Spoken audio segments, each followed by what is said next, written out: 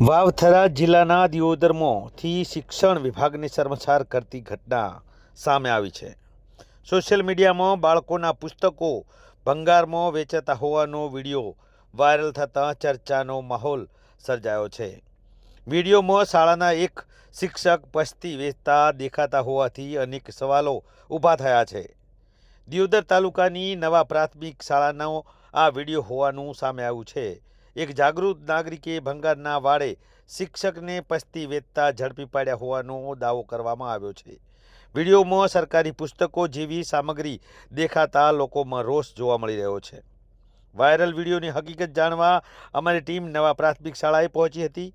શાળાના આચાર્ય વર્ષાબેન વ્યાસે જણાવ્યું કે શાળામાં ઘણા સમયથી જૂની અને બિનઉપયોગી પસ્તી પડી હતી। એસએમસીના અધ્યક્ષ અને સભ્યોની હાજરીમાં ઠરાવ કરીને નિયમો મુજબ નિકાલ કરવામાં આવ્યો છે। આપ જોઈ રહ્યા છો આ દ્રશ્યો છે। એક બાજુ પુસ્તકોની અછત છે તો એક બાજુ જે બાળકોને ભણવાના પુસ્તકો છે એ ભંગારમાં વેચાઈ રહ્યા છે। બીજી તરફ સ્થાનિકોમાં ચર્ચા છે કે જો નિકાલ નિયમ મુજબ થયો હોય તો તેની સંપૂર્ણ પારદર્શિતા કેમ ન રાખવામાં આવી। શિક્ષક એકલા પસ્તી વેચવા પહોંચ્યા હોવાથી પણ શંકાઓ ઊભી થઈ રહી છે। આપને આ દ્રશ્યો અમે નવા પ્રાથમિક શાળાના શિક્ષક પુસ્તકો ભંગારના વાડામાં ના હું તો વાત કરું છું બતાવી રહ્યા છે। તમે જે પુસ્તક ભરાયા છે અત્યારે તમે નવાથી હું લઈને આવ્યો છું। આ છોકરાઓના પુસ્તક છે। અરે સાહેબ તમે હું એમ પૂછું કે આ બધું શું કામ કરવું પડે? તમે આ ઓલા બે ઓલી કરો છો। ના વાત કરું આ લોમાં કેટલું કમિશન આપે તમને? કમિશન કશું નથી। શાળામાં અંદર શિક્ષણ વિભાગ સામે સૌથી મોટો સવાલ એ છે કે શું પસ્તીના નિકાલ અંગે બીઆરસી સીઆરસી કચેરીની જાણ કરવામાં આવી હતી? શું સ્ટોક રજિસ્ટરમાં તેની નોંધ કરવામાં આવી છે? જો પ્રક્રિયા નિયમ મુજબ થઈ હોય તો વાયરલ વિડીયો બાદ જ સ્પષ્ટતા કેમ કરવી પડી? અમારી નવા પ્રાથમિક શાળા જ્યાં આગળ હું 8-9 વર્ષથી ફરજ બજાવું છું, અહીં આગળ અમારી શાળામાં ટ્રાન્સપોર્ટેશન ચાલુ છે અને બાળકોની નિયમિતતા સારી છે। ગુણોત્સવમાં પણ અમારી શાળા દર વર્ષે સારું રિઝલ્ટ લાવે છે। સીઈટી, એનએમએમએસ અને પીએસસી જેવી પરીક્ષાઓમાં પણ આખા તાલુકાની અંદર અમારી શાળાના બાળકો સારા પ્રકારે મેરિટમાં આવે છે અને આખો સ્ટાફગણ અને અમે ખૂબ જ મહેનતથી અમારી શાળાનું અમે કામ કરીએ છીએ। શાળામાં એફએલએલનો દર ઘટે, વાંચન લેખન ગણનમાં 100% બાળકો આવે એ માટે પણ અમે સતત પ્રયત્ન કરીએ છીએ। બેન, સૌથી મહત્વનો મુદ્દો એ છે કે ગઈકાલે એક વિડીયો વાયરલ થયો છે જેના અંદર એક પુસ્તકો છે તે ભંગારની દુકાન ઉપર વેચવામાં આવી રહ્યા છે। પુસ્તકો વેચવા વાળા ખુદ શિક્ષક છે, તો આ બાબતે આપનું શું કહેવું છે? હવે એમાં વાત એવી છે કે સાહેબ વેકેશનની અંદર અમારી શાળાની અંદર વિજ્ઞાનની આખી લેબ આવી છે।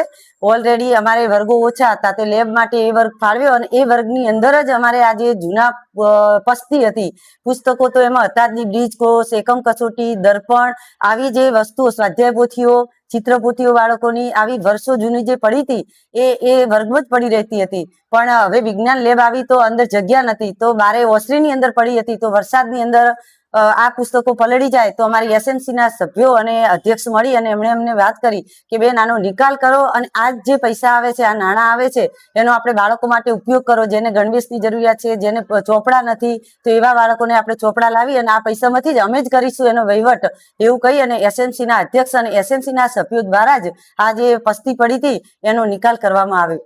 કયા વર્ષના પુસ્તકો હતા? આમાં લગભગ 7-8 વર્ષથી જે જૂના પુસ્તકો નતા સાહેબ, પણ જે આ બ્રિજ કોર્સ ને એકમ કસોટીઓ હજી 2 વર્ષનું તો અમારી પાસે પડ્યું જ છે પણ એના આગળના જે વર્ષો હતા હું આવી ત્યારથી માંડીને આજ દિવસ સુધી અમે ક્યારેય આવી રીતના વેચાણ કર્યું જ નથી।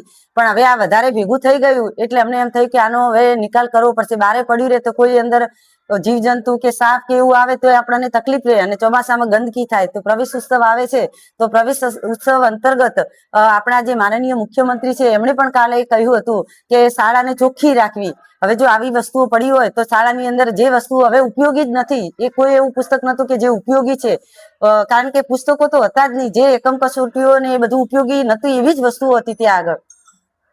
હાલ સમગ્ર મામલો તપાસનો વિષય બન્યો છે।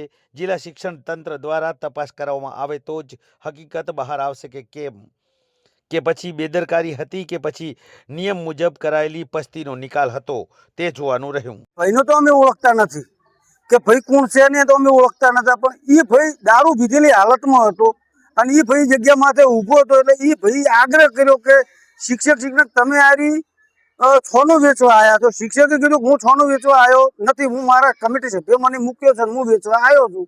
એટલે એને એમની પાસે પૈસાની માગણી કરી હતી દારૂ. આ ભાઈ ના પાડે એટલે એને વિડીયો ઉતાર્યો. વાત આ રહી છે, બીજી કોઈ વાત નથી.